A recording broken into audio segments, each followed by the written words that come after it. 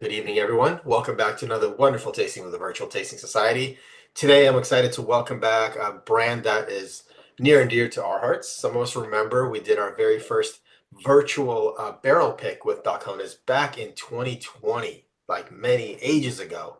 But it was fantastic. We picked a fantastic barrel, long gone now.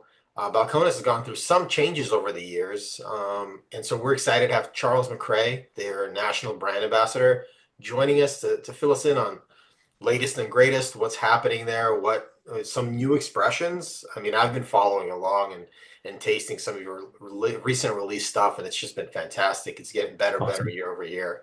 So we're excited. We have seven expressions, thanks to Linda that set it up for us. Mhm. That we were able to pull out some of the stops and get some really fun things put together. We have your 15-year anniversary release and a few others. I'll let you talk about them, but we have Okay. a really fun lineup for everyone. So thank you all for being here. As always, for the members, thank you for being here. We're here to get nerdy and ask questions, so don't be shy. Toss it in the chat, and we have a looks like a pretty small, intimate group. So feel free to unmute yourself and participate as we always do. That said, welcome. Thank you for being here, Charles. Thank you for joining us. Please Yeah, tell us a man. little bit about yourself. Tell us about Balcones. I mean, I love the brand, but there's some people who may have not tried it before. So Sure. No, yeah. My name is Charlie. Charles is, my given name, but I go by Charlie, have my whole life. Charlie McRae, National Brand Ambassador for Balcones Distilling. I've been with the distillery for almost 8 years now. Was in the music industry for a long time. Then kind of started doing retail liquor shop work, and then got plucked by Balcones when they kind of started their sales force back in 2017. And it's just been kind of a wild ride since then. Used to be on the sales side, now kind of more on the brand marketing side. Live here in Houston, Texas, about 2.5 hours southeast ish of Waco. Um, Married, got two daughters that are one's turning 3 on Sunday, one's turning 1 in March. So it is just all gals here at the McRae home. But no, Balcones Distilling, I honestly can't say enough about this distillery. Working in the retail liquor space for a long time, didn't know much about Balcones until I really kind of got asked to come interview for this position, then really dove into who Balcones was and who, the people that started this thing and were running this thing and just kind of the passion behind the brand. And I think I could say as much as we love whiskey and love creating whiskey and creating, what we consider sort of our form of art, people are just as important to us. And sort of having this, tie to whiskey and it's kind of been like a big cultural shift recently of, whiskey's always been kind of looked at as like sort of an escapism kind of thing. We started leaning in recently to this idea of like, be really present with like your whiskey and your people and, the people that you share really good glasses of whiskey with. That's sort of the mentality that we've been taking forward recently here at Balcones, just really being intentional with, what we're drinking and, who we're enjoying our whiskeys with. But Balcones Distilling, 2008. Man, it just started with a small group of guys who had started a home brew sort of beer group who were making home brew in their homes, and a small section of them kind of deviated off of that after falling in love with single malt scotch. Just really diving into the world of single malts, not just scotch, but world single malts as well. And kind of just, the question popped in their head, just like what if, single malt always been synonymous over, in Scotland, but then not having in other parts of the world, but are, looking around and realizing, hey, there are people in this country making single malt whiskey, but there's nobody in Texas, A, making whiskey, period, and B, making American single malts, making single malt whiskey at all. So we just kind of had this idea of like, what if we could do this? And so we ended up buying a 2,000 square foot welding shop in the heart of Waco, Texas, which if you've never been to Texas, Waco is like just right in the middle of it. So you have Austin here and Dallas here, and Waco's just right smack dab in the middle of the two. Waco, known for a ton of things now, Magnolia, the Chip and Joanna Gaines group is there, Baylor University, Baylor football. Waco's actually the place where the guy who built the Brooklyn Bridge actually built his first test suspension bridge in Waco. Small bridge, but built it and went like, okay, yeah, this works, and then went and built the Brooklyn Bridge. So Waco's got a ton of history to it. Really old town. But bought this old welding shop and then bought an old Portuguese pot still. We hammered out and made a ton of equipment by hand just because we didn't have the capital to do anything else. Um, we shoehorned our way into this little welding shop, and from there just started churning out whiskey. We started with Baby Blue, which I'll kind of dive into the history of Baby Blue here shortly, but then really dipped our toes into what we wanted to do in the first place, which was American single malts. Around 2015, we actually purchased this 65,000 square foot building called the Old Fireproof Storage Building in Waco, where, it's about a 100-year-old building now. People would go put their valuables there in case their house caught on fire, their stuff wouldn't burn up. But we bought this building for storage. And then around 2016, we actually moved all of our production into the Old Fireproof Storage Building in Waco. Big, beautiful space. That's where we still are. We have the four tallest copper pot stills in the world. Right now they're in Waco, which is kind of shocking to a lot of people. But yeah, actually the four tallest ones in the world. We are very intentional with our blending. We're very intentional about really knowing our barrels and knowing, you know, the whiskey that we're pulling out of these barrels. And so we taste every single barrel that we blend. We don't have anything on a timer that just tells us like, hey, this has been here for this long. This should be ready. We are very sensory forward in that aspect. We really want to know what's going into each blend of whiskey that we make. It's been a wild ride the last 8 years. 2022, obviously acquired by Diageo. And it's been, I mean, nothing but great for us. Lots of processes and procedures that are put in place that we just desperately needed, and just a ton of support to get this great brand out into the world and introduce people to it. So, yeah, short history there, but that's kind of the background flyover of Balcones Distilling. Um, but I know our first whiskey here is Baby Blue. Is that right? Yeah, so we have a couple of corn whiskeys, a rye, and then the rest is a Yeah. single malt. What Yeah. order do you want us to put them in? Because some of us have six glasses in front of us. Maybe we should Yeah. work on. So here's what I would say. I would say let's do Baby Blue and True Blue. Hmm. And then let's get into Lineage and Okay. Texas One. And then let's hit some Mirador Clips, Okay. some Cataleja, and then let's end up and round it off with the rye whiskey there at the end. Very cool. Yeah. Yeah. That rye is that thing is spicy, man. In a good way, in the best way. Okay, for sure. Yeah. Yeah. Yeah, I remember. Yeah, the one is the single malt. Yeah, Jane. Hmm. Um, I remember when I was lucky enough to visit the distillery a couple of years ago, Oh, nice. and Alex showed me around, and Yeah. he showed me that you guys had different stills for the bourbon and the single malt. And Hmm. my understanding is after Diageo took over, you finally had enough capital to where the bourbon was what was made to keep the lights on, but your passion was really the single malt. So you can now Yeah. finally focus on the passion. Hmm. So you're is that Yeah. So what's the situation with that? yeah, yeah. So it's not our stills per se, that are like unhybridized, if you will. Really, we make two um, sorts of styles, like the American style with the single grain whiskey, with the corn whiskey and the rye whiskey, right? And then the single malt style with, Lineage, Texas One, et cetera, et cetera. Um, the beginning of like the process is where we don't hybridize. So because it's two styles of making whiskey. So like, why would you try and sort of do it halfway with both? So, for our malts, we use a roller mill specifically, just because we don't want to ground this stuff into flour. Like we just want to crack open these husks, right? Just so we can get into those enzymes there that are inside the barley. And so with that, then they'll go into our mash tun, which we got from a distillery called Speyburn. So I think if you drink any Speyburn between or before, I think it's like mid 80s or so.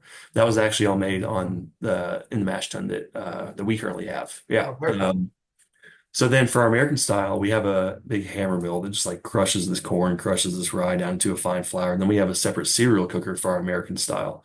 And when everything goes into fermentation, obviously, we're separating with our single malts, all that sugary liquid out and putting it into fermentation. But with our American style, we're actually fermenting on grain there. So it's kind of like making porridge versus making coffee, the two. But then everything will still go through the same stills altogether. But to speak to the bourbon, yeah, man, it was, bourbon was a super fun venture that we went into around 2018. Is that right? 2019, right before COVID. Uh, Launched our bourbon, and yeah, it really became sort of our bread and butter. I mean, people latched onto it. Nobody had, as far as Texas goes, had a grain to glass pot distilled bourbon from Texas on the market for less than $30 until we did. And so it quickly became a fan favorite for us. But just doing some self-editing and realizing, kind of rolling back and realizing like what do we want? What do we really want to do here? And it's American single malt and single grain whiskey is really our passion. That's really what we go forward with. And it definitely gives you guys a signature. You're not competing with the other bourbon makers in Texas. You Yeah. focused on one thing, they're focused on another, and you can specialize and do a really great job focusing Mhm. and having fun with the stuff. I know Yeah. some And really fun barrels in your warehouse and so on and mhm. so forth. and that's what's really cool about, kind of Texas right now is that, you look at like kind of the other big distilleries, you got Iron Root up north who focus on corn a lot, corn whiskeys a lot. You've got, still Austin there in Austin who like really are doing such a great job with that, bourbon and rye, but really kind of like the lighter, really kind of fruity style of bourbon and rye. And then you've got Garrison Brothers who are just making this big, bold, Texas bourbon that, is really kind of definitive of like bourbon coming out of Texas in a lot of ways. And then you've got us who are, we're doing single grain and then American single malt whiskey, So it's like we're kind of hitting all these pockets here in Texas, and it's really an exciting time to be a distiller here in the state right now. Very cool. And it sounds like a very good family approach where you since you're not competing, you can support each other. It's pretty great. Yeah, man. With the creation of the Texas Whiskey Association, which, essentially was just like a group of distilleries that came together and said, like, hey, here's what we want Texas whiskey to be like, actually make it in Texas, and have this little certified Texas whiskey stamp on the back that tells people, like, hey, this is actually a product of Texas, so you don't have to have any questions about where it came from. So yeah, man, we're really honing in on this, kind of rising tides mentality where it's like anything that's good for Texas whiskey in general is good for each of us individually. That's awesome. And Yeah. I know you guys are on the forefront of getting American single malt as a category. So Yeah, man. congratulations. That's awesome. Dude, thank you. Yeah, it's an exciting time for American single malts too. We've been laboring since what 2016, 2017 to finally get this thing ratified and get this official designation for American single malts passed. And yeah, ratification day was back in December, and then it finally on the 19th of this past month of January finally went into law. So super exciting time. We have nothing but hope and nothing but excitement for the future of the category. Yeah, we're excited to feature quite a few American single malts that are already confirmed for tastings with us. So Yeah, you're kicking us off in 2025 cool. with being That's on awesome, bourbon. man. So I hope Yeah. that's exciting news. We got some awesome single malts to taste through, and just to showcase how different, how good, but also how Mhm. different the different single malts Oh made in yeah. the US can be. Yeah. That's kind of really interesting and really beautiful. Dude, yeah, when you can sit down and blind, three, four different American single malt distilleries, you can really tell like, oh, like, Pacific Northwest, versus Texas, versus Virginia is like these are all completely different, but all completely, awesome whiskeys, Yeah, really speaks to like localities too. yeah, for sure. All right. Well, we've been rambling for a while. Let's get a little bit of liquid in the glass and Yeah, let's kind do of kick it. it off. The order we have written down just to make sure is Baby Blue, True Blue, Lineage, Mhm. Texas One, Mhm. Mirador, Cataleja, and then finish off with the rye. Is that That's right? it. Yeah, let's do it. Perfect. All right. I got them lined up, and Cool. please let's get some Baby Blue. Yeah, Baby Blue. So, like I said, when we first started our distillery, Baby Blue was the first whiskey that we ever released. If you know Balcones, we for a while had a spirit called Rumble, which was a fig sugar honey spirit. That was actually the first thing that we ever distilled. But we've since kind of Rumble's kind of gone the way of the dodo. Just Really, I know a lot of people that loved Mhm. it. Yeah, I mean, it's awesome. It's great. And you guys used to make a rum too. Or that was the rum. That wasn't the rum. Rum was a separate thing that we used to do. Yeah. But Rumble, yeah, man. I mean, just passion project, something we love, something that started out as a sort of a bananas Foster's topping, but being distillers, we just decided, hey, what if we could turn this into a nice, delicious spirit? And so that's what we did. But yeah, I mean, Rumble was great. Gave legs to the distillery for a long time. But as far as whiskey goes, Baby Blue was the first whiskey that we ever distilled, ever released. Being, so focused on American single malts, knowing that's what we wanted to do, there was a time frame in there where we were really waiting on some of the specialized equipment, this roller mill, this, mash tun specifically too, to like actually have the capital to get that in to the distillery. And so while we're doing that, though, we ventured into corn whiskey. So what you have with Baby Blue, kind of nuts and bolts of it, this is a 100% grown and roasted Texas blue corn whiskey. This is bottled at 92 proof after being aged for a minimum of 2 years in all used barrels. Because corn whiskey, if it's going to be aged, legally has to be aged in used barrels. The fun thing about Baby Blue, when you look at the landscape of Texas, and as far as whiskey goes, peaking around the Civil War, Texas had a pretty vast, whiskey scene, if you will. I think there were upwards of 100 distilleries, and of various shapes and sizes. There's a book called, I think it's Fires, Floods, and Bloodshed, that speaks to the history of Texas whiskey before Prohibition. Um, but there was, a pretty big scene there. But then all of it lost. Prohibition killed all the last ones that had survived. And so going off of, starting whiskey in Texas, like we were pretty much going off of nothing, like zero tradition to go off of. Baby Blue started in 2008, was the first ever legally sold Texas whiskey since the end of Prohibition.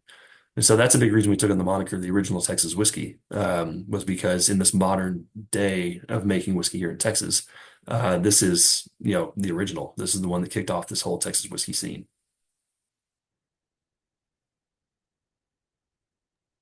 Have you guys tasted already? Are we trying? Are we tasting? Yeah. What are our thoughts? Feel free to jump in there. Tell me what you're experiencing here.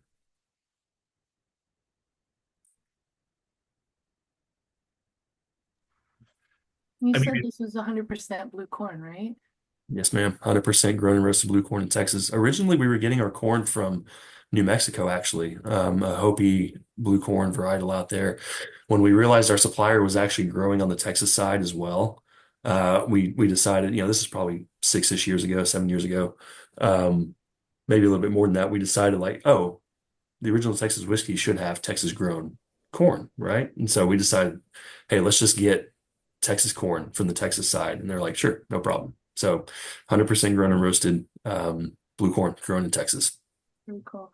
It's surprisingly spicy Mm, to for 100% corn. yeah. Very smooth. Hmm. Yeah. Yeah. Being bottled at 92 proof, it kind of hits that sweet spot. It's, that corn, roasting it. What we do is we send it to this roaster that has these big barrel roasters that we just kind of tumble this corn around, roast it up to really get some of that nuttiness out of the corn once we mash it up and distill it. And so really that's what really gives it that kind of nutty characteristic to it. And then you get this like huge kind of butterscotchy note to it, this kind of baking spices thing, this, cinnamon, some clove to it as well. But just a super, intentionally young, intentionally grain forward corn whiskey, but still has body to it, being 100% copper pot distilled, that really preserves a lot of those kind of oils that occur during distillation. It's a natural byproduct of distillation, really kind of keeps them intact, when they kind of pass through, go into maturation and go into your glass there. And so, that oil kind of coats your mouth, keeps that burn from like peeling the skin off of the inside of your mouth. I mean, we've all been there, we've all had, well drinks, and yeah, Baby Blues holds a special place for me. It was kind of my big first introduction into Balcones.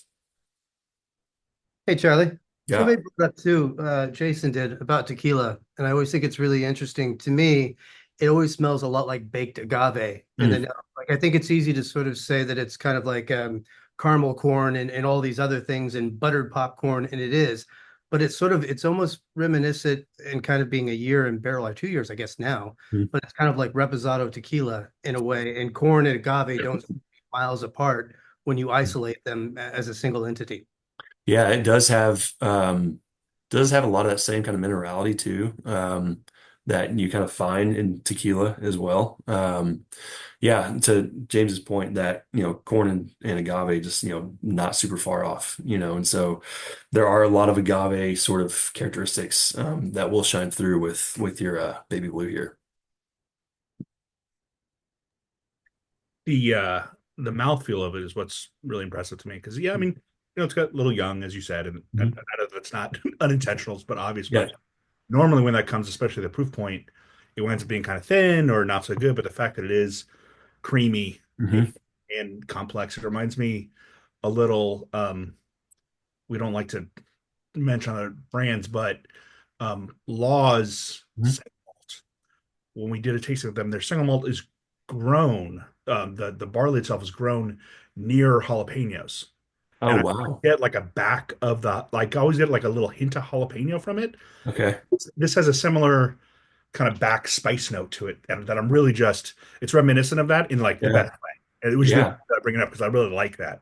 And this has that also, sort of this creaminess. It's definitely got a sweetness with the corn, but yeah, there's a nice sort of spice that dances around so your palate's, going. Yeah. It's being tickled a lot, so I enjoy it quite a bit. No, the creaminess is that's a good shout. That's something that I think is sort of kind of built into our DNA thanks to, copper pot distillation. It's a big part of it. One thing with Balcones too is that fermentation typically, 48 to 72 hours. Minimum fermentation for us is 7 days.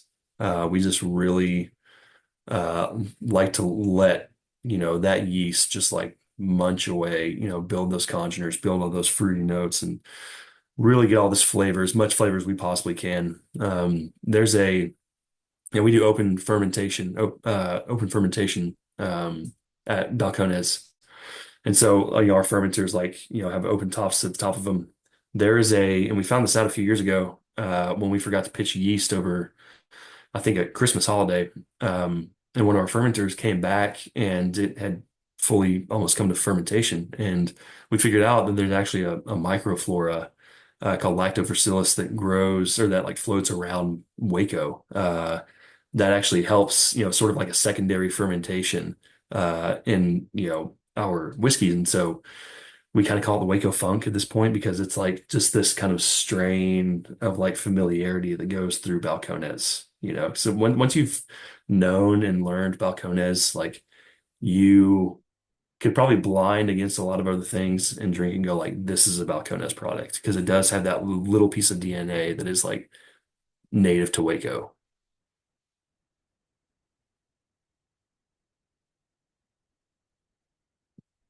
I'm trying to read this ice cream comment here. It's so Kind of, creamy and like vanilla-y. I'm loving this. It's so interesting. yeah, yeah, it is. Vanilla's a big part of it too, and kind of a dotted line to like the butterscotchy vanilla, like vanilla butterscotch ice cream kind of thing. Yeah. I could see this expression on the palate bridging the gap for like bourbon to malt drinkers and other way around. Honestly, having been on the sales side for so long, Baby Blue was what I actually introduced like non-whiskey drinkers to whiskey with, because of its light, sort of youthfulness, and because it does have so many of those like familiar and friendly characteristics to it. The butterscotch, the sort of light cinnamon, light clove characteristic to it. So it really is kind of a nice foot in the door, not only to Balcones, but whiskey in general. It just shows how good something can be when it's 100% corn I know, man. and not interfered with by other things like malt. Yeah. Yeah. Yeah.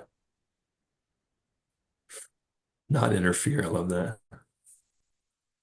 Some of us are more bourbon guys, some of us more malt guys. So might Which one are you, Jordan? I'm a huge bourbon guy. I mean, Okay, I great. have malts as well, but I'm a huge. Yeah, yeah, yeah. So I'm 6'4". I've got red hair. My last name is McRae. I'm as Scottish as it gets without actually being Scottish. And so like gravitate more towards the malts for sure. The, Yeah. but in our group, there's sort of a running gag where when somebody posts a thing with a bunch of malts, I'm like, oh, so sad. You need some more corn. What's going Yeah, on? right. Where's the corn? Yep. That's your t-shirt, man. Where's the corn? That's it. Little sweeter than you remember, yeah. Yeah, Amanda, yeah, Baby Blue has, it's had a long life as far as aging goes. When I first started, I think Baby Blue was about 6 months old. The first batch we ever released was only about 6 weeks old. But when I started, it was about 6 months old, and we, through a lot of figuring out Texas and like really, this is a part of Balcones too, like really listening to Texas and having Texas essentially tell us what whiskey it wants to make, barrel mitigation, like moving from 5 gallon barrels to 53 for a short time. And now we're actually buying from the wine side of our cooperage and we're in 59-gallon barrels is what we're aging the majority of our stuff in. Um, really getting a lot more of that barrel character on it, but without sacrificing like that grain forward quality of what Baby Blue has to offer. So yeah, but yeah, that sweetness, it definitely has ramped up a little bit in recent years.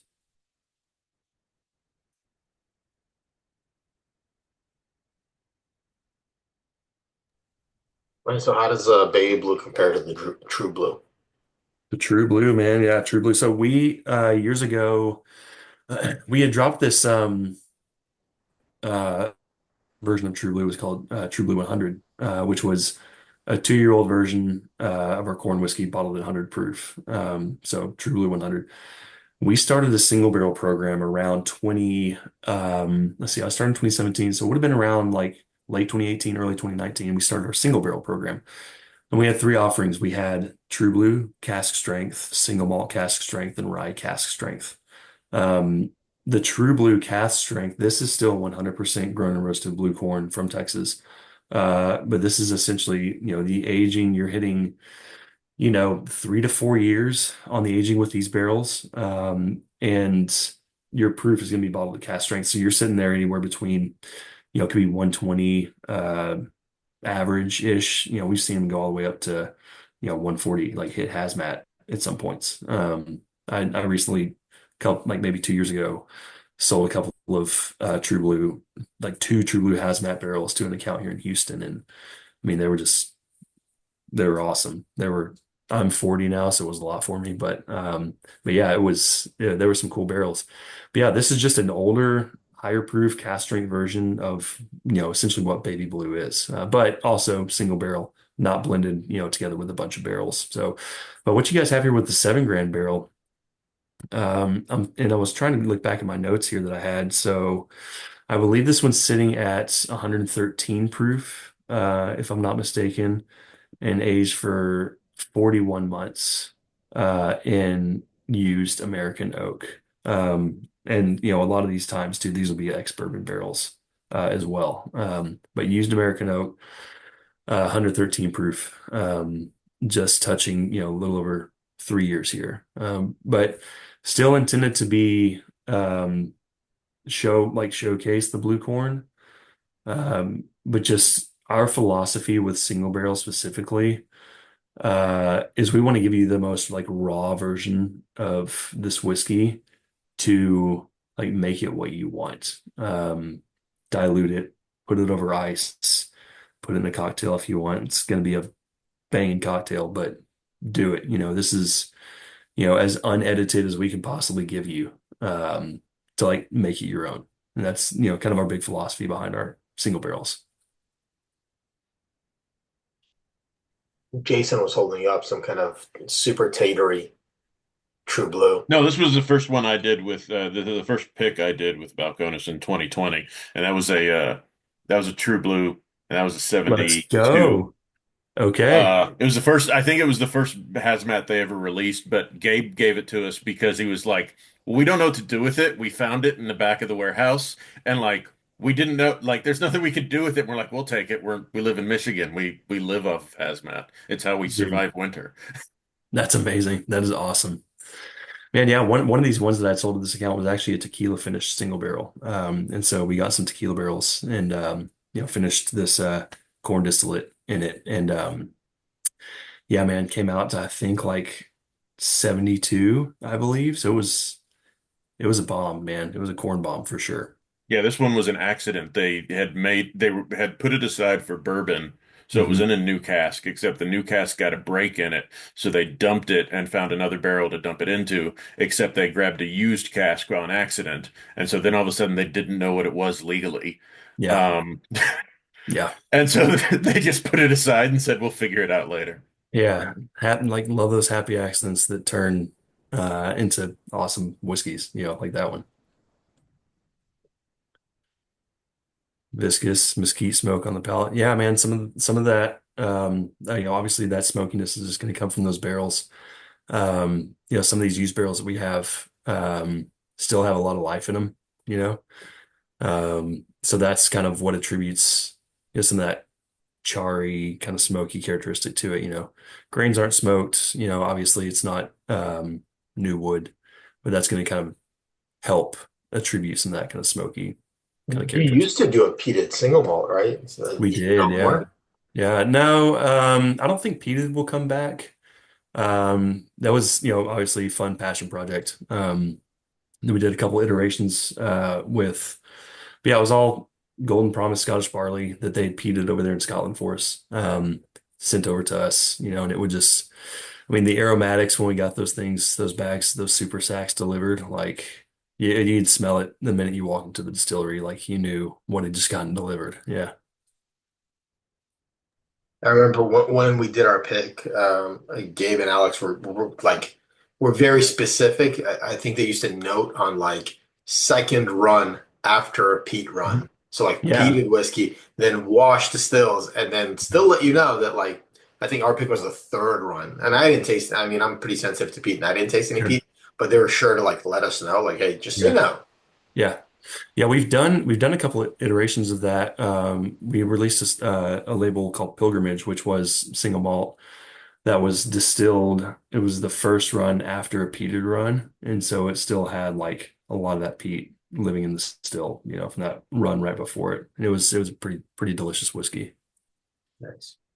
Yeah, I'm just now realizing just how many too. expressions you guys release and then don't, and then they're gone. I'm like, this is so good. Mhm. Why would you not do more of this? This was, I just Yeah. like, right now while you were talking, looking up, and I'm trying to find Dusk and Dawn, and they're Mhm. gone. Gone. Yeah. I thought they were going to Well, be like part of the lineup, but I guess they were. yeah. Now, I mean, I could rattle off, probably 20 just top of my head, special releases that we've done since I've been around that was just kind of like one and done, Lukenbach or, Tres Hombres. We actually did like two versions of Tres Hombres, but Juntos, which, I think was a distillery only, but that was single malt finished in tequila barrels. Um, yeah, man, like there was on our 10 in our 10 year in our 10th year, I think we released 10 special releases that year. And it was like really all it is we're answering questions. Like we have a passion for answering what if, and if it turns out like, hey, this didn't work out, like we'll figure out what to do with it. But it's just there's no shortage to our research and development, honestly.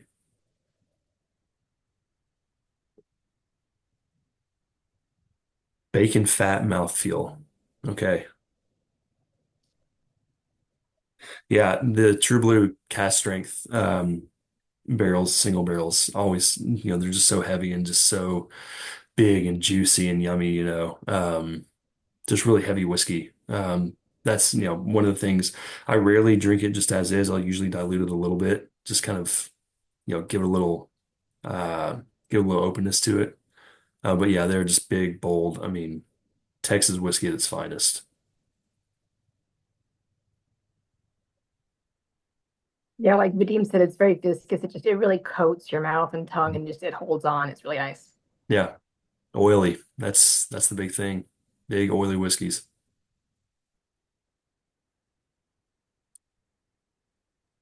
But the more I sip on it, the more the flavor develops. It's Mm. quite interesting. I'm really enjoying this one. Yeah. Yeah, And it's Joey, when we stopped by, he mentioned that San Diego. So this was a barrel pick for 7 Grand San Diego. So if anybody wants one, I think San Diego, 7 Grand San Diego still has them. So next time I'm down there, I could try to snag a few for you guys. So just let me know. That's awesome.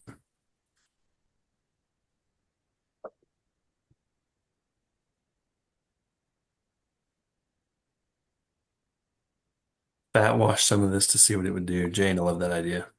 That's awesome. Yeah, Just I'm kind that of one up keen that way. to fat wash it and then make an old fashioned with it and just see what Yeah. happens. Yeah. Hey, Vadim, I have a quick question for you. Do you have any partner accounts in Southern California that you like to work with? Absolutely. We love K&L. We used to do all our barrel picks through the OC Bottle Shop. There's a few. I can send you a list. Sure. If you wanted to get some of that 7 gram barrel, we could have some of it sent over there, which would make it a lot easier versus an on-premise, and you guys could purchase. Oh, very cool. Thank you. Yeah, they 7 grand has got their hands full with For single sure. barrels. They Yeah. tend to bite off quite a bit, maybe more than they can chew. So Mhm. we've got a little bit of that barrel, which is unfortunate because it's unique and incredible. But they've always got a lot of other yeah, partners on their dance card. So if you wanted to move that over to another retailer, we could go ahead and allocate it to them. They could pick some up, and you guys would be more than welcome to pick it up there, and then you can pay for it retail. Awesome. Thank you. That's awesome. There you There's go. a couple of retailers that we really like that I think it's Remedy has now opened up stores in like New York and Texas, so they're able to ship to most states. So they're a They've, good they've partner been now. to other states. Did they finally open up? Michael finally opened up in other states outside. They now have locations in Texas and I think New York. Okay. So they're able to ship out of that other warehouse to other states because California keeps everything within California. That they do. Yeah, but they're great. Cool. Sorry, Charlie. I just wanted to just Oh, dude. salesman. I'm learning so much. I love it. There's a Give me a restaurant group in jacket. California called Eureka that does a monthly club, and I was looking up from when I posted, so it was June 2022, which is why I don't have, Mhm. but it was a single barrel of this that we'd had a custom label that was really cool, Yeah. orange stripe down the middle. That bottle was fantastic. Was that what was that corn? Yeah, Okay. yeah. Yeah, I because I remember think I'm seeing that bottle around the distillery and just kind of, like, hey, that's what's so up with this, funny. man? I think I have that bottle. I think it was during those times when Eureka, they had so many members that would just wanted the tatery things. They just wanted the stuff they could flip. And the moment somebody opened the box and they're like, "Oh, I've never heard of this brand. I don't want it." I traded so much tater stuff for like great whiskey that like Wow. people they weren't even interested in trying it. They just I were like, remember "Oh, this isn't the brand I know. I don't want it." you did get it because you had it at my house, and I was like, "Bro, you got to get it." And you're like, "Done." And I think you flipped it for like an Eagle Rare or something stupid. Yeah, But yeah, something stupid. I had a like, standing offer in a bourbon flipper group of like an Eagle Rare for a box from Eureka, and I got all of my favorite expressions came from that. Dude, that's amazing. Yeah, Gordon, are you talking about Eureka Burger, the pick that they did? yeah, yeah. That yeah. was actually that was a micro blend that we Oh, did was with it? in It was COVID. a micro blend. It We was never, yeah, we really, Yeah, man. just to peel back the curtain, that was a micro blend that we put together in California for Eureka. That's And right. They mostly do micro blends because they have so many. That Yeah, thing yeah, was because they that have bottle was so many locations. incredible. Yeah. About that was oof. it Dude, was yeah, I don't think we've ever done that for anybody otherwise. only California. Only California, man. We're special. No, funny enough to Vadim's point, it was actually one of the bottles that made me stay on the group because it's like, oh yeah, if I'm gonna get stuff like this, I mean, listen, you get a full proof, you get all the tater stuff, that happens every year. But if the other stuff's gonna be this good, I was like, done, and that Yeah. would make sense. Yeah, Baby blue peach juice ice cubes. Love that idea. Ooh, Cream de cassis. Great summer drink. Man, okay. Yeah, the yeah. peach, like really light fruit stuff and baby blue, like this almost citrusy stuff, like work really well together. I think, and James can attest to this too, like one of the best selling cocktails I've had in Texas ever, was actually called the Impostorita. It was a baby blue margarita, where you just throwing out the tequila, man, just use baby blue instead. I think it's choice. Charlie, did I create that? I can't remember long enough ago. Oh, I don't know. Did Breed you? of baby blue. I thought they created the Impostorita at the distillery, but I mean, if you did it, I'm giving you creds. I don't know. I mean, is the distillery on right now? No, no. Paul? I created it. Perfect. James, James Good, everybody. Yep. I saw an opportunity, I took it. Love that. Next time I go to visit the distillery, I'll be like, can I get that cocktail that James created? Yeah, exactly. You lose and be there, Vadim. I Yeah, But think yeah, that's kind of what makes up our the corn portfolio, baby blue being in our corn or being in our core portfolio, available year round. And then these true blue cast strength single barrels, being part of our single barrel program. about it being a margarita makes me want to turn into a ranch water because I bet that'll work pretty Hey, well. highballs, ranch waters, great. Big fans. Yeah.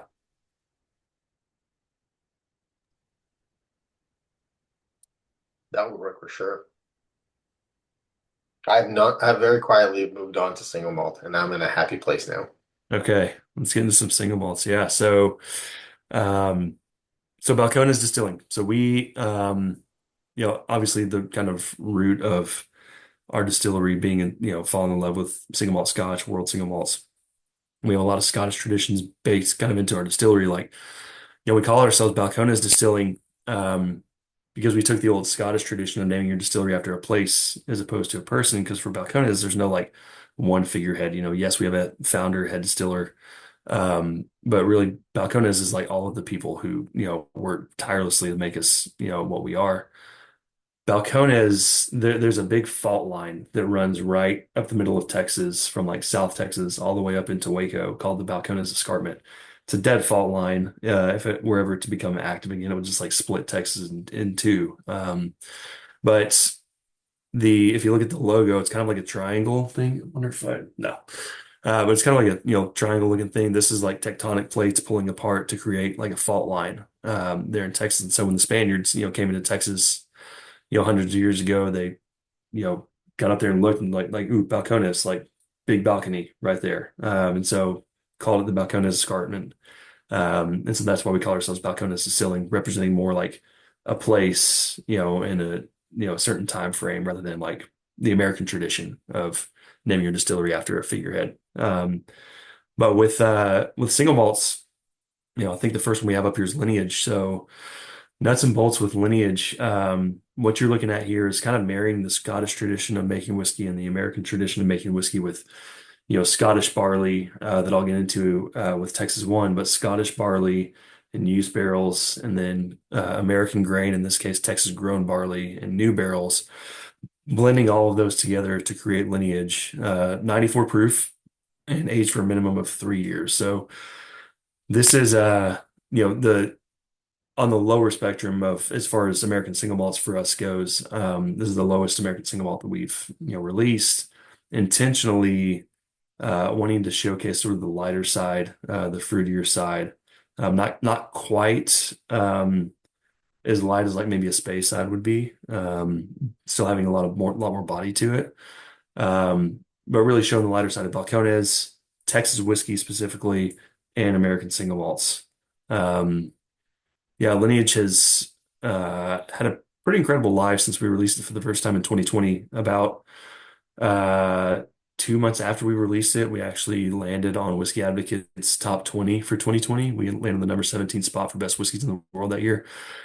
And it was just, I mean, everybody wanted to get their hands on it after that.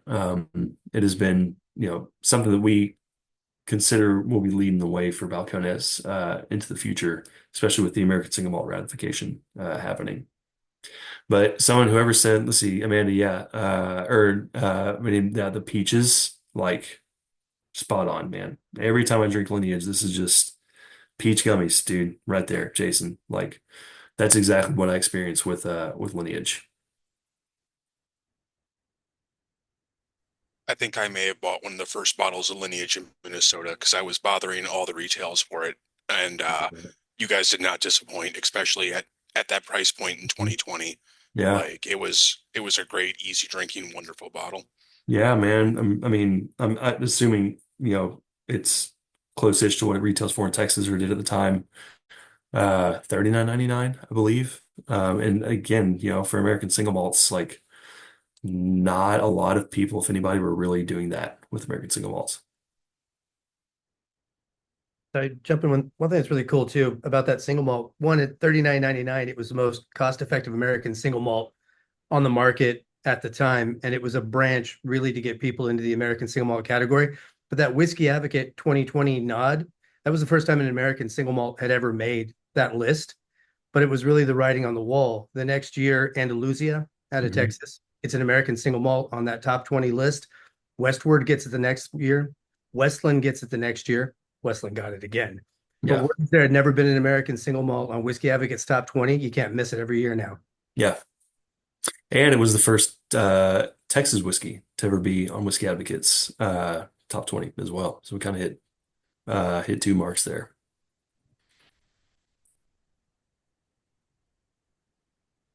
But yeah, when you compare this to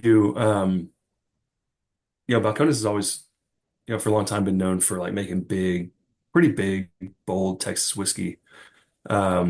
And you can see it when you step into the next one, Texas One Single Malt, and you can kind of A/B it, before you run out of lineage. Um, so Texas One Single Malt, this is why we started Balcones was to make this whiskey. Nuts and bolts of Texas One. This is 100% Scottish barley. This is all Golden Promise Scottish malted barley. Golden Promise is what all the big hitters of Scotch production back in the 60s, 70s, early 80s used for their Scotch. This was the grain that was like really popular. You know, 80s, dark ages, whiskey takes a dive, clear spirits, really in vogue. And so Golden Promise really fell out of fashion.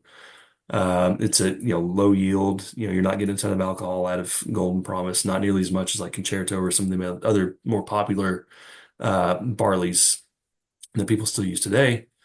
When we kind of A/B, like X Distilleries, 12-year single malt from 2007 versus like X Distilleries, same distilleries, 12-year single malt from 1974 or whatever. It's like they're two completely different whiskeys, but they're the same whiskey. It's like, how can that be? It's like, well, they were using Golden Promise malted barley back then. And so we found one supplier that would actually malt it for us and send it to us malted, Simpson Malters out of Scotland.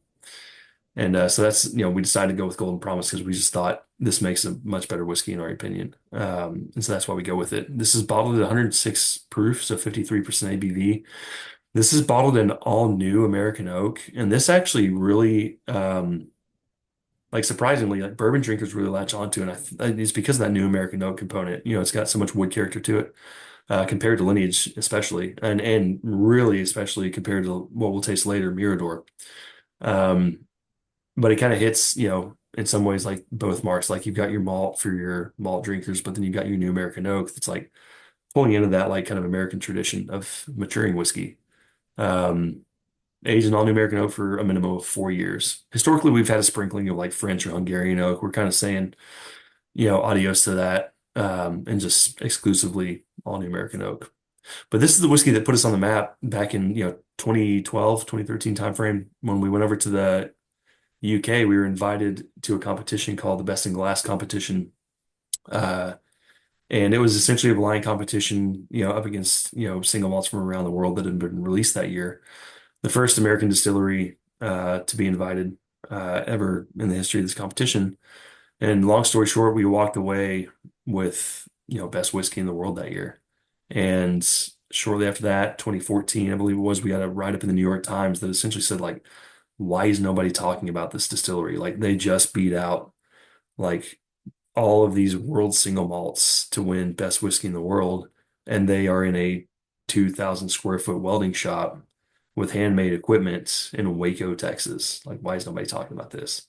So from there, inventory uh was an issue, but like a good issue. Like you want to sell your whiskey, right? But we worked through it, now we got plenty of whiskey to sell. But yeah, Texas One, it's our flagship. It's really what we hang our hat on when it comes to like our core portfolio. Fun story Texas One about is the one I have the most fun with, just because I've been drinking Balcones on and off for 12 years. Mhm. So it's the one that you get to see the the maturity of Balcones and the changing of Balcones the most because you actually get to see when it started off, it was harsh just because it was so big and so bold and so just, three notes and you just punches you in the face. And it's as they've learned to kind of use the heat, use the barrels, get more flavor and complexity, and it really showed the soft touch, while still using new oak. hmm Yeah. Yeah, that is one big part that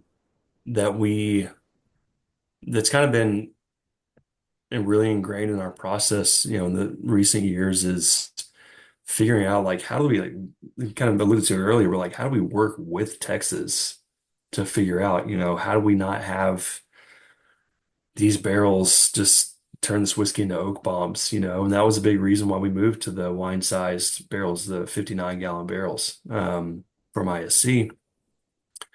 Texas one has had such a long life, again, kind of like Baby Blue when it comes to like the history of its maturation.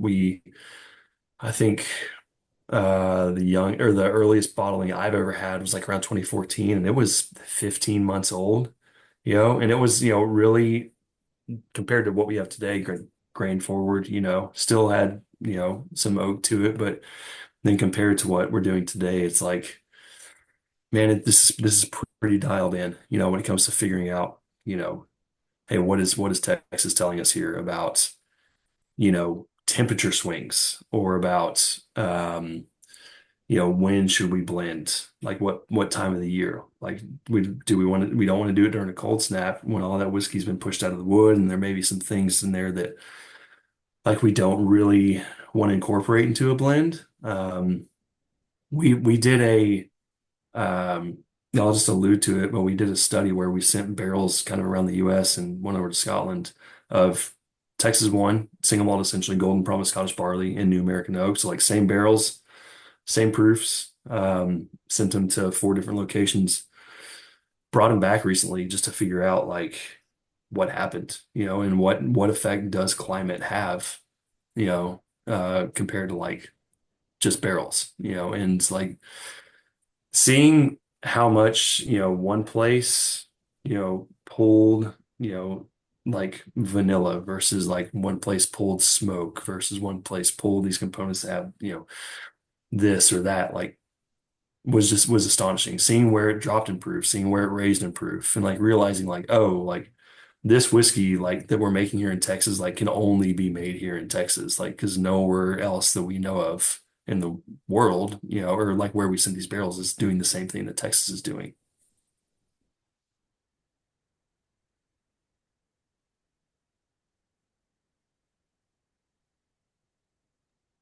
And even Texas, I mean, Texas is such a huge state. I can imagine different parts of Texas have different climates.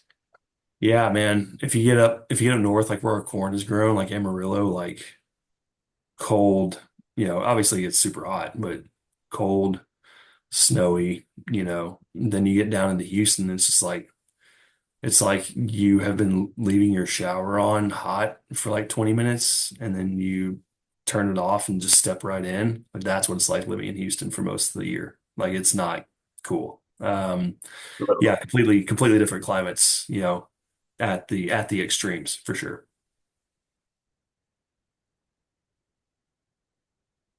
Fun story with Texas One. I know it was for a long time it was your flagship, Mhm. single malt. And when we did our barrel pick, I remember we tasted like six different barrels, and Mhm. it came down to two for us. And I wanted something unique and interesting and different, just like everybody does. And we blinded AB for which one was the group favorite, and it was like I want to say 60-40. Like it wasn't unanimous. It was like 60-40. And the one that won out was super unique and interesting. It was 3 years in a European virgin oak, and then finished in a Madeira cask. Oh, yeah. And the one that got second place that like almost made it was the classic one. And I was Really? like, are you kidding me? It was so good. And just Alex Yeah. just kind of laughed at us. He was like, yeah, you can probably pick that up on the shelf at your local Total Wine. Yeah. Yeah, for sure. Those just like kind of non-finished single barrels, yeah, are pretty, easy to find or have been historically. Yeah, man, those wine finishes, Madeira or port finishes, which I'm excited we're tasting kind of Layaux. It's, kind of in that vein, but those are a little more tough to find for sure. But When you guys came out with the Dusk and the Dawn, those are both, I think, Madeira finished. I yeah, remember when we tasted those, I was like, "You stole our idea because our pick was so good." You yeah, just right. Yeah, those were actually finished in barrels from Hack Winery down in South Texas, who were like they've been making Madeira for so long that they were kind of grandfathered in because they had this, GI designation or got GI designation where like Madeira can only be made, Madeira. But they were like kind of grandfathered in and said like, oh, we can say that we make Madeira too because we've been doing it for so long. So that's kind of one of the big reasons we partner with them. that's Because they cool. make great Madeira.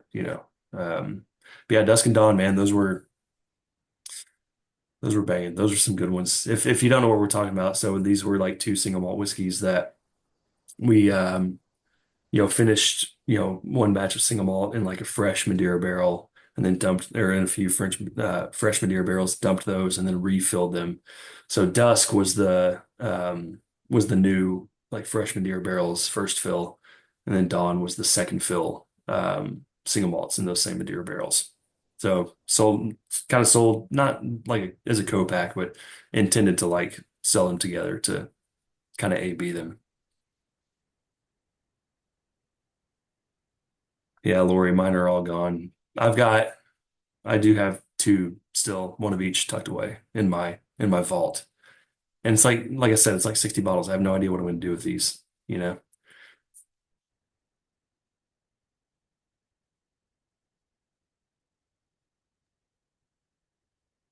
That story with the Madeira, there's two wineries in California that continue to call their sparkling wine champagne because Hmm.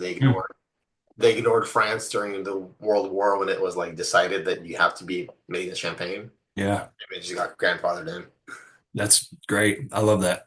That It's is, only it's like cooks. It's like not great stuff, but they're just yeah, like, oh, we're champagne. yeah, whatever. Yeah, what are you going to do about it? Yeah. Love that. Love that boldness. They're like, we never got the letter. We never signed it. So Yeah, right. You not can't for prove us. that we got it. Yeah. That's amazing.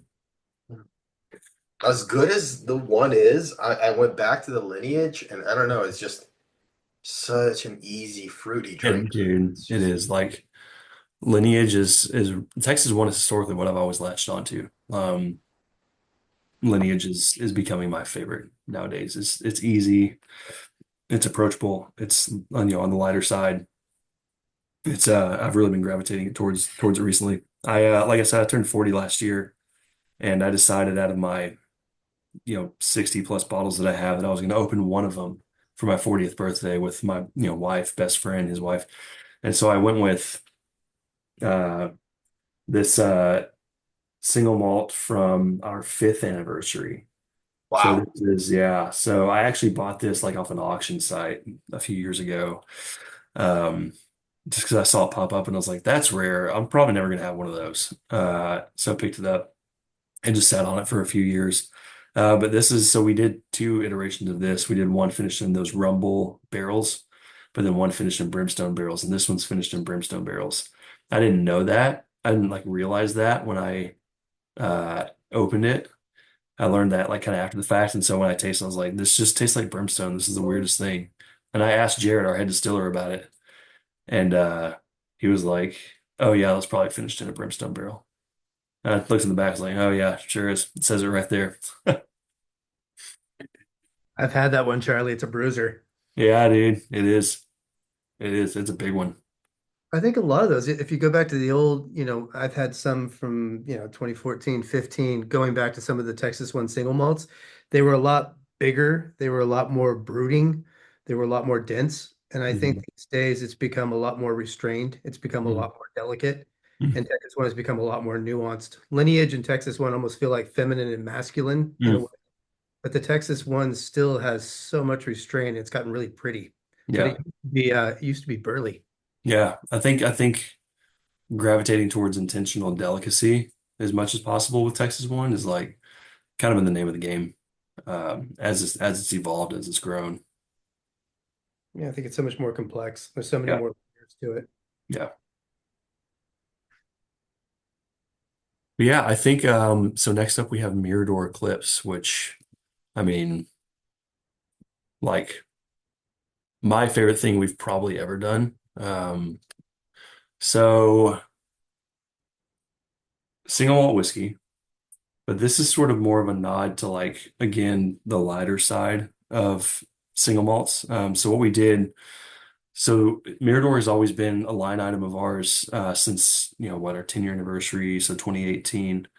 Um, we took Golden Promise malted barley, we put it into ex-bourbon barrels, so like used casks. Bottled it, I think the first iteration was like around 56, 57. Um, the second iteration a little bit lower. And then the third iteration sat around Texas 1, so like 53% ABV. We had released a rum cask version of this as well, back like 2 years ago, which was, just Mirador rum cask finish. But with Mirador Eclipse, what we did here was during the fermentation process, we co-pitched red wine and rosé yeast alongside of our whiskey yeast. So like whiskey yeast plus rosé yeast pitch, whiskey yeast plus red wine yeast pitch, and like just let that fermentation just brew and just get like really the idea here was to chase the fruit and to go after like, hey, how can we like really pull as much fruit from this as possible? And so instead of doing like some sort of wine finish or something like that, have it all come from the barrel. Like we thought, oh, well, what if we just used it, use these different yeast strains during fermentation, uh, pulled those in, and that's what made up Mirador. That's what's kind of like the defining factor of Mirador Eclipse there. Bottled, 55% ABV. And I believe Mirador Eclipse is sitting at 6 years old. I believe it's a just light, delicate, fruity. I mean, this was chasing the fruit. This was the intention behind Mirador Eclipse. And the cool thing was that actually our release of it coincided with the eclipse that happened last year, which like Path of Totality was like right over Waco, Texas. So like considered throwing like a party, like an eclipse party on top of the distillery, but we didn't do it. Um, You guys did but something. I know my little sister was in Waco for the eclipse. yeah, We went to the distillery. I yeah, think we you guys did something in the parking lot, or she yeah bought we had some kind of special release at the distillery, and she mhm. didn't get me a bottle, so we had words. Yeah, hadn't spoken since. Yeah. Sure. Um, I no longer yeah. have a sister. I don't know what happened. Yeah, we had that was probably like the release of Eclipse of the Distillery was probably around that event. But yeah, Mirador Eclipse, just the lightness, the fruitiness, the delicacy that it offers. I mean, it's just another step into like, hey, like here's the vast spectrum of like what Balcones can actually do. We're not, just sort of a one trick pony, and when it comes to single malts, just making big, bold single malts, like we're actually working really hard to find ways into like all kinds of different avenues. Just because, like I said before, we uh want questions answered and we're curious and we want to figure out like, hey, what if, you know? And I'm jealous that you guys are actually drinking this because I ran out of this like 2 months ago.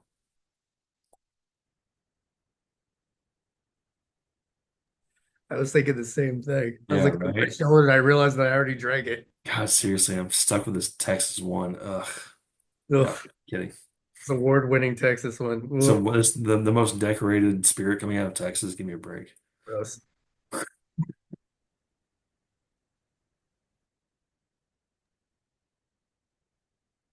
Yeah, what are y'all's thoughts? I mean, I'm reading them here in the chat here, but This is really nice. It's a thank great you. contrast to Texas one. Yeah. And like I said, I'm a huge fan of lineage, so it seems like it's more in the direction of lineage than it is Texas one. Yeah. And not that I dislike the Texas one at all, but Sure. this is just I would not know this is a Texas single malt if I didn't know. Yeah.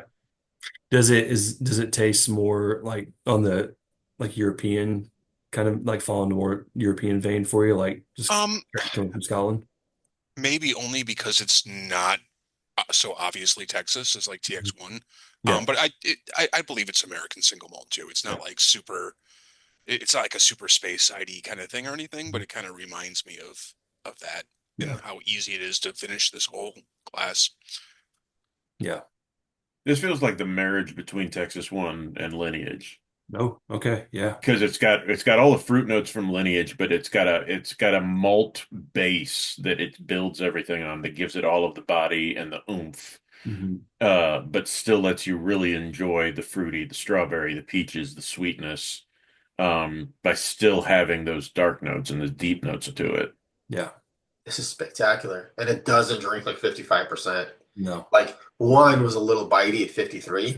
This at 55 has got a little spiciness, like a rye spice, but Hmm. not like an alcohol spice. I mean, to me, this tastes like a closure, right? As everyone has said, it's in the middle between one and lineage. It's spectacular. Wow. Yeah. Damn, it's so good.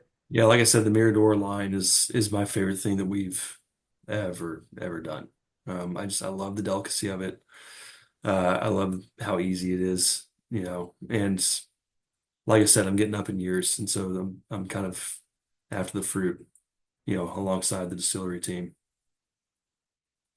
I think Mirador is This one kind of of reminds me my of favorites. like Sorry, go a ahead. fruit tart with custard because it's Fruit got tart that with kind of custard. creamy richness to it, but it all has like the multiple fruit notes to it. Mhm. Yeah. So good. So I saw one of my local stores has a Mirador at 107 proof. Is that something I should snatch up because it's gone forever after that, or For sure. Yeah. Look on the back of it because I think if it's in at 107, that was probably like a 2022 release. Um, yeah, look on the back. Still have a date on the back. But yeah, man, for sure. Like, dude, I was in gosh, where the Chicago like 2, 3 weeks ago, and we came across an account, like huge account, ton of whiskey. But they had 4 bottles of like 2022 release of Mirador, and that was like the last that they had. They're like, yeah, it is sold great. These are just, we kind of found these a few weeks ago in the back and put them out, and we just like snagged them. Yeah, is that Anyone, minis? anyone planning to be in Palm Springs? I found the 10th anniversary Mirador dude, Springs. dude, pick that up because that like I would love to get another 10th anniversary Mirador, and you can tell it's the 10th anniversary because at the bottom it'll say 10th anniversary. It'll have a little X, like Roman numeral there at the bottom, sort of on that bottom strip on the front label. As long as the photo on Total Wine isn't the wrong photo, this is exactly what it is. So that yeah, that is Mirador Clips. Yeah, that's the one.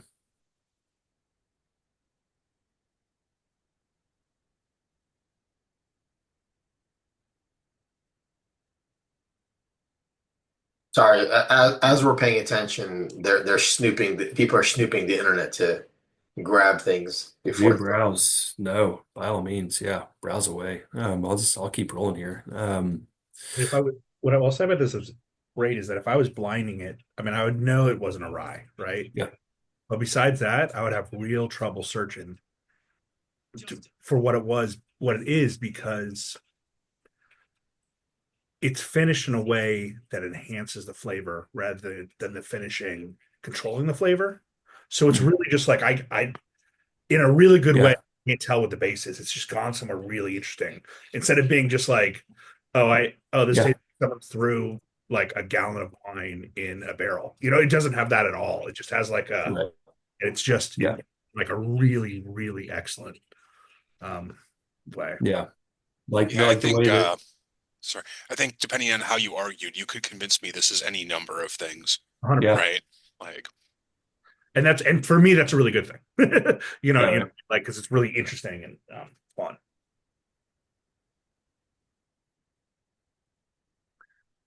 But I yeah, think speaking of finishes, so getting into Catalea here. Man, this is I had no idea what this was actually going to turn out to be when the first time I saw this sort of like mini Solera system that we had at the distillery. So Catalea, the idea with Catalea was sort of a nod to these. We've all like I know we can't like raise our hand. Like, has anyone here had sherry before? Okay. Does it drink sherry? Yeah, exactly. I don't like, and I don't know a lot of people that do. Um, but what this was kind of a nod to sort of that vintage, really heavily sherry finished style of single malt whiskey that was really popular, back 60s, 70s. What we did with Cataleja was, Gabe, our spirits manager, went over to Spain back around maybe 2016, and brought back a bunch of Spanish wine casks. I think about 12 of them, just from like random bodegas out there in Spain. And the barrels that we got were Moscatel, Palo Cortado, Oloroso, and Amante Dulce wine barrels. What we did was we took our single malt and we put it into Kentucky bourbon casks, sort of in like three waves.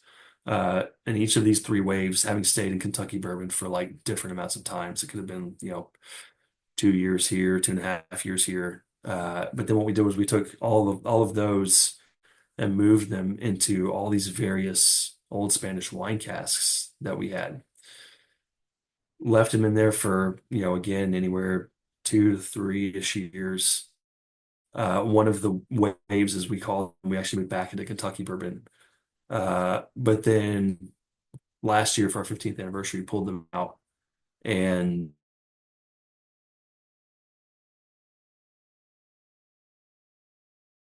together to make Cataleja Spanish. The idea of like, with a spyglass, you can look forward to see where you're going, or you can kind of look back to see where you've been. And it's sort of like bringing this old world style of finishing and making and finishing single malt whiskey into sort of this new generation, into this new world of whiskey drinkers. Bottled at 118 proof, all in. This is like a 6-year whiskey.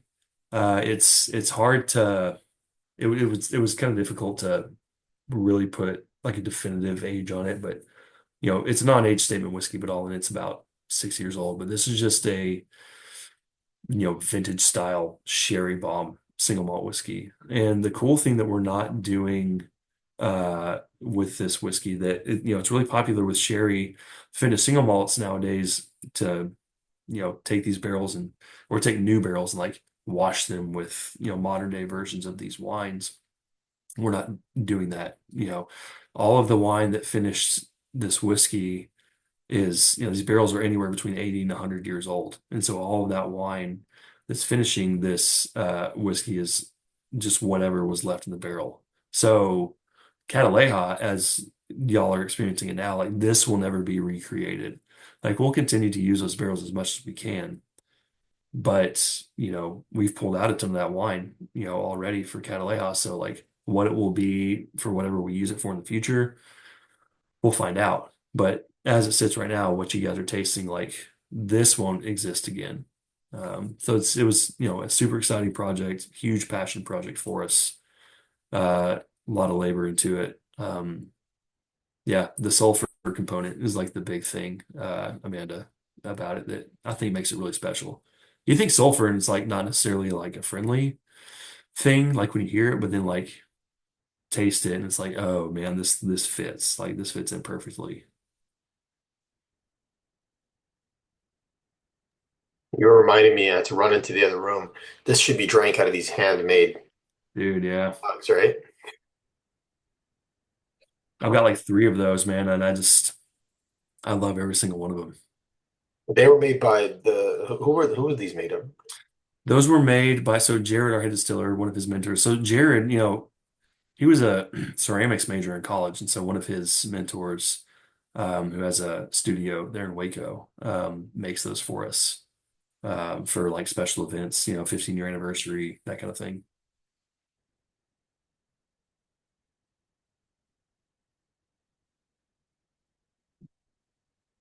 Yeah, this is spectacular. Jane, a library full of old and fabulous leather books, leather chairs. Spot on. That's like, yeah, like vintage, like 1960s library sitting down, you know, with a glass of this, rainy outside. Like that's, yeah, that's spot on.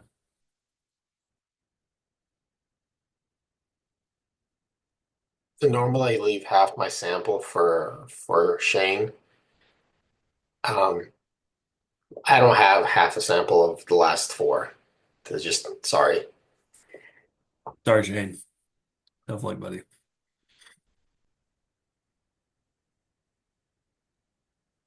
The first thing I did when I saw we were doing Balcones was to go and look to see if this was on the list, and then I instantly signed up because Nice. I haven't seen this in Minnesota at all. I'm sure someone might have it, but Hmm. it does not disappoint, and it's so drastically different than anything else we've had tonight Mm. that I love that it's all very distinct. Yeah. So is this the first time you've had Catalina then, Yeah, Adam? yeah, I haven't Okay, been able to find it otherwise. great.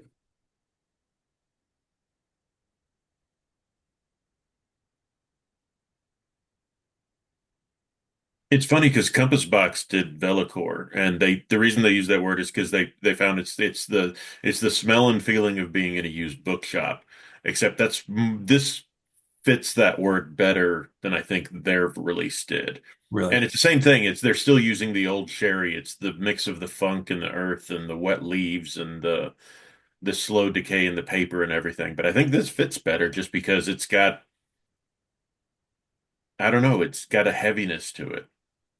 Man, I mean, honestly, for me, I really think it's these casks. Like and it's cool because these casks, some of them have these like geotags on them.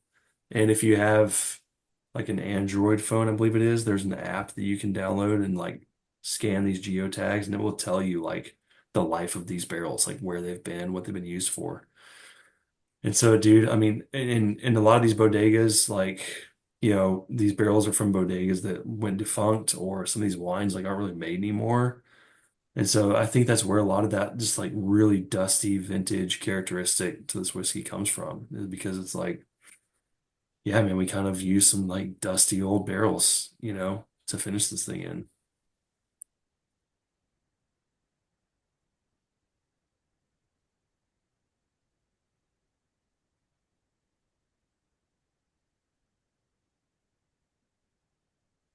But yeah, that's kind of what makes up our kind of current single malt portfolio.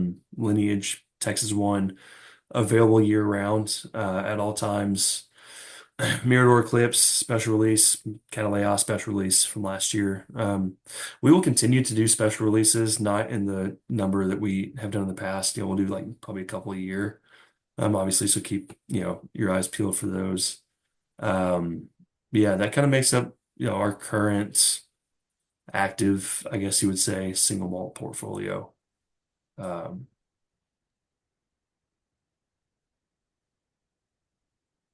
Awesome. Um, as we get geared up to taste our last expression, the rye, I want to take a second to get everybody on camera, just for a quick second.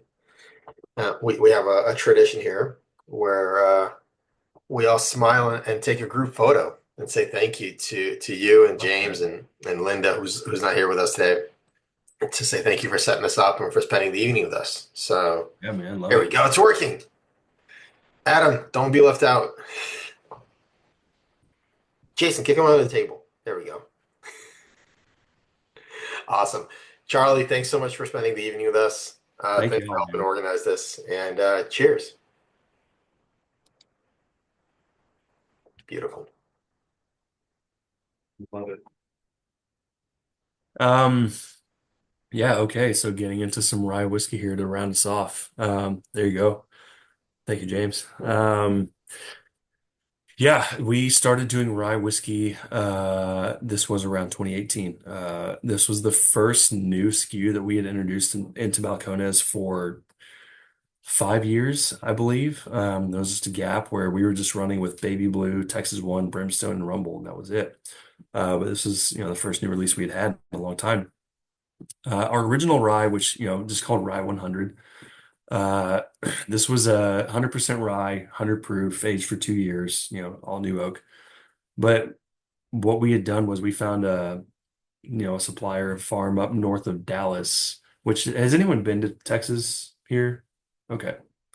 Enough people. James never been. You're gonna love it.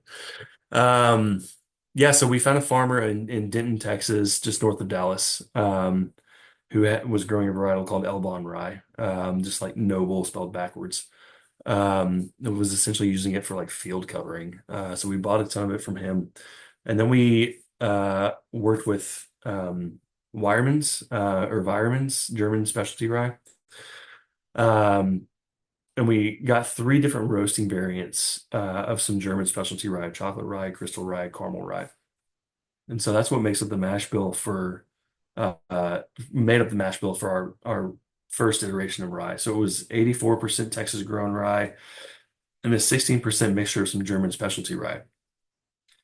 It was man, James, you said it so perfectly earlier. But it was a roller coaster of a ride. It was just like huge chocolate, still delicious, like huge chocolate notes, and like just like it was almost kind of like every note was like just really big.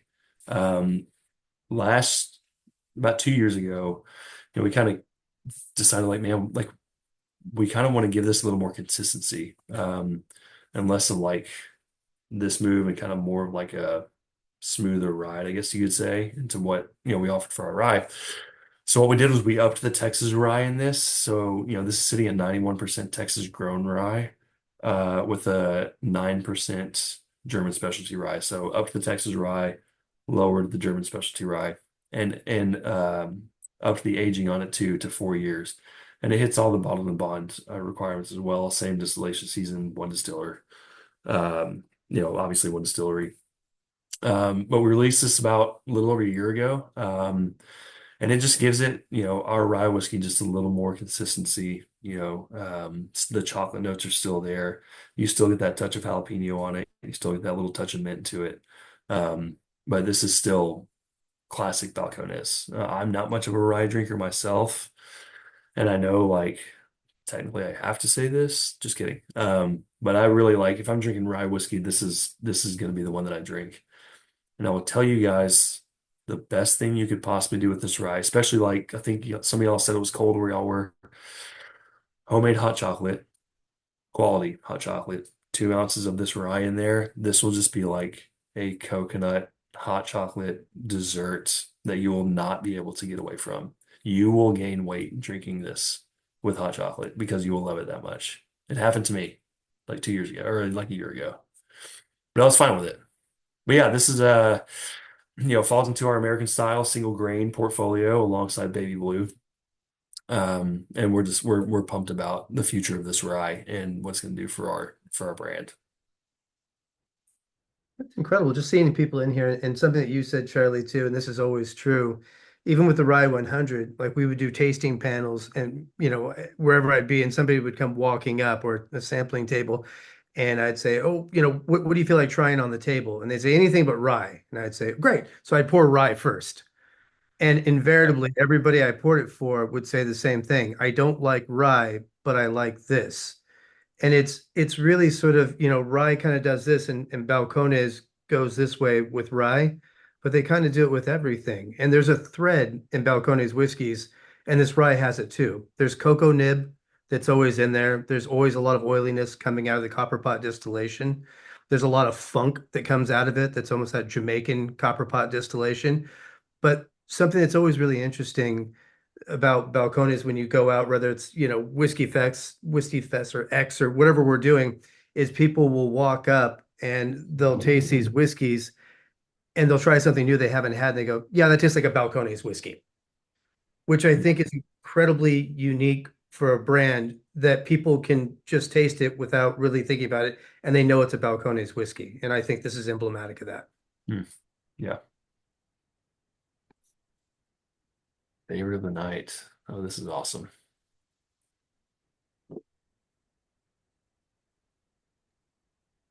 Yeah, James, sorry, Jane, go ahead. I'm not a rye fan. I actually actively dislike the grain. It's not anybody in particular's whiskey. Mhm. I actually like this one. Yeah, it's So cool. think this is like number 6 out of like 300 tastings we've done that I've liked a rye. I'm not sure I might actually buy it, but Yeah. that would be a No, maybe. But it's definitely better than any of the other ryes I've done. So that's awesome. grain Yeah, is but James, said it perfectly. Like rye historically has always kind of gone this way, but we just kind of take this other course, With rye, for me, with rye, it's like, when you look at legalities and like what rye has to be, it's like, and then like what bourbon has to be, 51% corn or rye can be 51% rye. It's like, man, everything, the line just seems to blend together too much for me. Um, that's one thing that I appreciate about what we're doing is that it's like, hey, if we're gonna do rye, we're just gonna do rye. Like we're not gonna really bother with anything else. We're just gonna do rye. And I think that just puts it in a whole new class, a whole new world itself. Yeah, single grain is unique. I mean, you It take is. one grain that you're really proud of and you showcase it. Mm. And it's really unique about this brand. There's a lot of brands that are, they achieve at making single malt, or they achieve at making rye, or they achieve at making bourbon.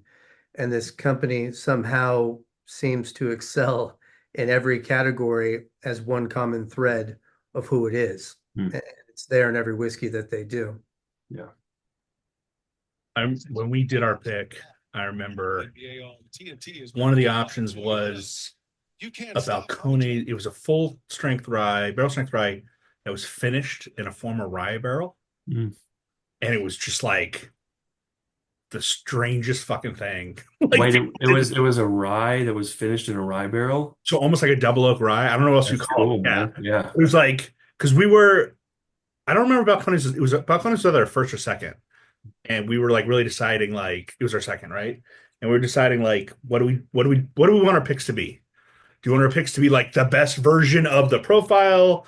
Do we want it to be like something weird and unique? Like, and as we're doing it, so I remember that particular, I think it was one of them was just like so weird. But then there was this whole conversation of like, do we just lean into the weird? Do we just like, should Yeah. we just like, because it was, I mean, you think Rye's divisive? It was very divisive. But I Yeah. just remember being like, this is the crazy, I don't think you'll ever drink this again. So Yeah. we should really discuss whether or not we want to have the most unique Right. thing out there. But anyway, Lean into the weird. I love that. Charlie, one thing impressive about tonight is, I'm a big fan of American single malt and I've had so many. And a lot of times I've noticed with the American single malt is that once you hone in and there is like a flavor profile, it kind of carries over. Like, I live in Portland, Oregon. I can pick a Westward, no matter how they finish it. It's so obvious it's Westward. Yeah. What's impressive about your lineup tonight, especially the single malts, is that there is a common thread, but they're also very different. Mhm. And kudos for that. That's actually Oh, yeah. pretty cool. Thank you. Yeah. Yeah, very, very impressive. Yeah, I mean, like I said, one of the big things, that, we believe is, that Waco funk, that just thumbprint on, where we're making our whiskey, and Texas itself, making whiskey only Texas can make. But still being intentional about like differentiating. Because for us, we know that like no one is going to love everything we do, besides us, obviously. But no one's going to love everything that we do. But we know, with our intentionality and like honing in on what corn whiskey can be and what rye whiskey and what single malts can be like, you're going to latch on to something that we do, just because we are so intentional about differentiating what we're doing in our portfolio, no matter like how much our processes, in certain places may be the same, differentiation and like, hey, like let's make sure that Baby Blue like has its own identity and has its own thumbprint. Cool. Thank you for sharing it with us. Oh yeah. Thank you. Charlie, I think everybody's voted for their favorite expression of the night. After dealing with us for nearly 2 hours, do you think you can guess what our group's favorite was? Dude, I think it's gonna be Cataleja. Mirador. Mirador. What'd you say, James? James said Mirador. I said Cataleja. All right, your votes are both entered in and locked in. The results have been tallied, and the answer is by a landslide. Ooh. Ooh, by a landslide. Yeah, I think it was the fruit. So, somebody, I mean, 75% of you voted for the Mirador Eclipse. What was it about that expression? For me, it was the fruit. It was just so interesting. Yeah, What do I win? You win more Balcones. perfect. Contact the distillery. That's right. I gotta say it was so hard to choose. I chose Cataleja, but um just between Lineage, Texas One, Midori, Cataleja, like top four, hard to pick, and the rye is great too. So Okay. Yeah. Did you say Midori? I think that's a different flavor. Oh, What Midori. Yeah. you're Very right. close. I meant something else. Mirador. Yeah. Yeah. I was like, wait, did we have melon liquor too? Yeah. That's our next special release. Yeah. We're gonna hold you to it. Please don't. Bright green. Please don't tell anyone. Midori finished Mirador. I'm gonna get a call tomorrow. Did you tell them that we're releasing Midori? I already texted Alex and told him that we're expecting it. So there you go. Perfect. But He would Dean, be the one that I get the call from. when are we going to do a single barrel pick with the group? Vadim? We're due. I mean, I Think think so? we should. Mm-hmm. Let's I know. love another good single malt. Our single malt pick lives on in infamy. Speaking of which, thanks for reminding me. Ah, there we go, Amanda. Let me spotlight And you. let's see that Um, bad boy. it was lovingly known as the Balcones bunch because we did the whole pick over Zoom. Oh, cool. Yeah, That is so cool. we received six barrels. It was 750. 2021? When did we do that? All I have left. It was end of 2020. 2020. Okay. Yeah. Yeah, Yeah. so it was our second barrel. Our first barrel was another Texas distillery. We did a small barrel from Garrison Brothers, Oh, cool. Yeah. and then we did a single malt with you guys. So we had a bourbon and a single malt. Dude, So that good. is awesome. I love that. We're due. We're due. Did Linda hook you guys up with a place to purchase to through K&L or anything to get some of these bottles? I think that one we did through Mission back in the day, but they've changed their Right. policies quite a few times. So yeah, let's chat offline and set something up. I'd love to do one. What do we think? Let me. I don't need to do a poll. How many people? If we do a single malt barrel pick, how many people are going to get at least a bottle?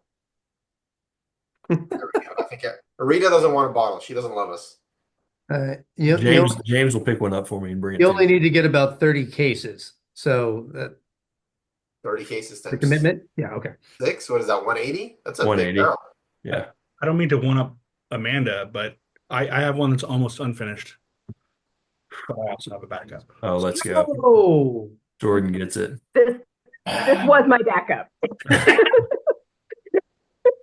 The first one is long gone. This is my backup, and I've been very stingy with it. But since I Right. pulled it out for demonstration purposes, My backup is in the back of the cabinet so that I won't open it. I had mine in the closet, and I was actually cleaning out my hall closet. And I was like, "Oh, I still have that." And then it got That's so open, funny. and I shared it with friends who were like, "Oh my God, this is delicious." I'm like, "Yes, I know. I was right there." That's why it That's was such a cool sticker too. That was designed by John Debney. So that was a cool This one. was at like the height of the pandemic. Oh yeah. I don't share mine. Sorry, guys.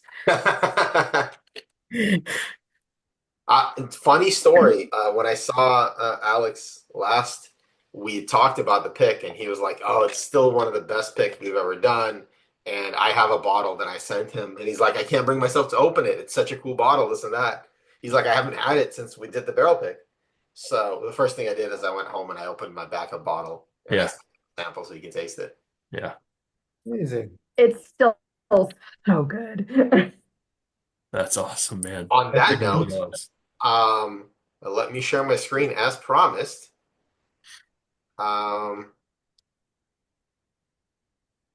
Make sure your name's on the list if you're here. I'm going to give away three ounces for my bottle, 3 samples to the participants. So hopefully, if you haven't had it, you can try it again.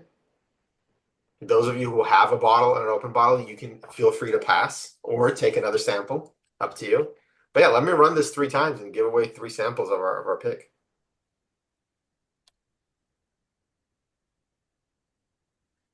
And as always, must be present to win. So your odds are pretty good.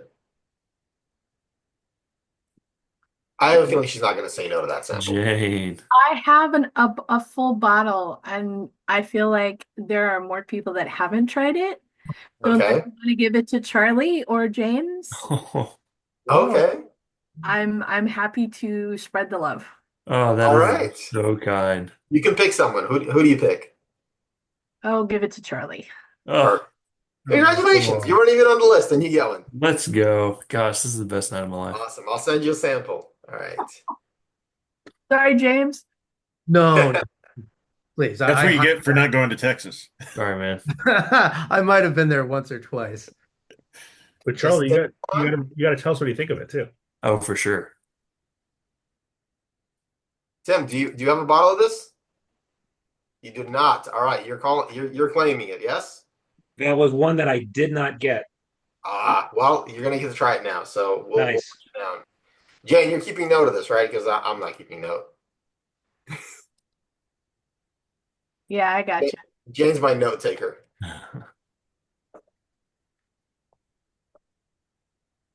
Congratulations, Lori. You're claiming your prize. Well, I have a whole bottle. So, James, you get to have a sample. Wow. There you go. And I you love guys the can tell us. I love that Wade McCassin is on here. He was supposed to be on. He's got some explaining to do tomorrow. See, some splaining. This guy. He in trouble. Well, congratulations. Man, thank y'all so much. That's awesome. Happy to share. Whiskey's meant to be shared. So Exactly. awesome. Any other questions while we have James and Charlie here? Any what are you guys looking forward to the most? Do you have any releases coming out that you're excited about, or anything in a weird cask that we should be looking out for? Could we say? Yes. The answer is yes. I think we can say they're pretty Yeah. interesting.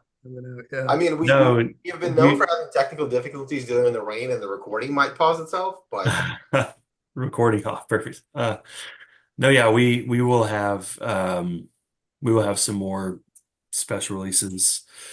What's the most diplomatic way that I can put this? We will have more special releases. A couple more come out throughout the next year that may be reminiscent of some things that you tasted tonight. Yeah, super excited. Kind of the direction we're going is, little old world style, little new world style. But yeah, very exciting stuff happening right now in the R&D section of Balcones. Things are a little less than more these days. I mean, in the past, we used to put out so many limited releases, and you guys referenced a bunch of them, whether it was peated or it was blue corn bourbon or high rye bourbon. The little nimble fingers at the distillery couldn't help themselves, and rum and everything else that would come out. These days, it's a little bit more restrained. So Cataleja was sort of the first iteration of these limited releases that'll come out. Mirador came out, and then we'll swing back around. So we'll have a couple releases a year. And we're kind of, these days, by the nature of what we're doing, these barrels are growing up and everything's becoming so much more expressive and complex rather, and more experimental. So less is going to be more as we go along. So there's going to be some special stuff coming out. Yeah. I know Jordan loves a good toasted barrel, and I'm curious if you're playing around with Sauterne or anything like that. Because I mean, my favorite is Madeira, and you guys put me on that. Yeah. That became my favorite barrel style to look for is a Madeira cask. I think we actually have one at the distillery right now. I'll have because I picked up a bottle of it. I think we have a Madeira finished single malt at the distillery right now. That's pretty delicious. Had some the other night. Big whiskey, but because we'll release single barrels, like once a month or so, once every couple months at the distillery that are just distillery exclusives. So, but yeah, TBD. We will have some fun stuff coming in through the next year. Okay, great. Anyone else? Any other questions? Pilgrimage Yeah. was your Sauternes cask, right? Because it was Yeah. Pilgrimage was the Sauternes and it was the second run after Yeah, second run. Peter. Yeah. Yeah. Yeah. Yeah. Pilgrimage was the first one was a Sauterne cask. Yeah. And I think that was the only Sauterne cask we've done, I It was believe. good. Outside of like a single barrel, maybe somewhere. Um, yeah, that was a tasty whiskey. What do you guys think I should be pairing my Balcones whiskey with? Food Food one? wise, Which one do you have? Whatever. I mean, I will. whatever I go find at the store. Like, what do you guys got? Throw some ideas out there. pair your rye with dessert, for sure. Pair your uh corn with like light bites, salads, fruits. Pair your malts with like your meatier stuff, like your entrees, steaks. Um, you can if you do like more poultry or like fish, even like your corn could be a decent complement to like fish if you eat fish. That's usually the route that I take. There's a French store at the farmers market in LA. And my wife got me a thing of brown butter shortbread cookies with French sea salt that I paired with the last four samples, and they worked well with all of them. So I recommend that pretty highly. They're all really savory whiskeys. I mean, they all love food just by Yeah. the nature of what they do. And there's so much acid in there because of that extended fermentation. So anything like marbled meat or anything rich, charcuterie in general, it loves salinity, it loves richness, it loves fat. Yeah. It's It's all that. brisket, street tacos for pretty much everything. There you go. Okay. Yeah. You go Spot wrong. on. Love it. Brimstone all day. Now I'm hungry. Thanks, guys. Yeah, right. Seriously, head straight to the kitchen after this for a nice little 11 o'clock snack. Oh no. Are the girls asleep? Girls are asleep, man. Awesome. Well, thank you both so much. Thank you to the group for being here. This was a lot of fun and super tasty. But we're gonna wrap up the recording and hopefully we get to see you guys again. Charlie, James, if you ever want to set one up and you got a few more releases and something new to talk about, reach out. We'll be happy to have you on. This was too long of a break of us to catch up. I know you guys had a lot going on with the sale and everything, but we were overdue to catch up, and this was absolutely delicious. This was a fun way to spend an evening. So thank you all so much. Dude, thank you all so much and thanks for the support.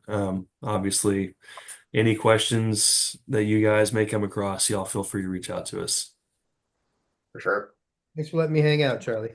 Hey, man, I, anytime, I anything don't for see you. you enough, so Not enough, not nearly. Thank Cheers. y'all so much.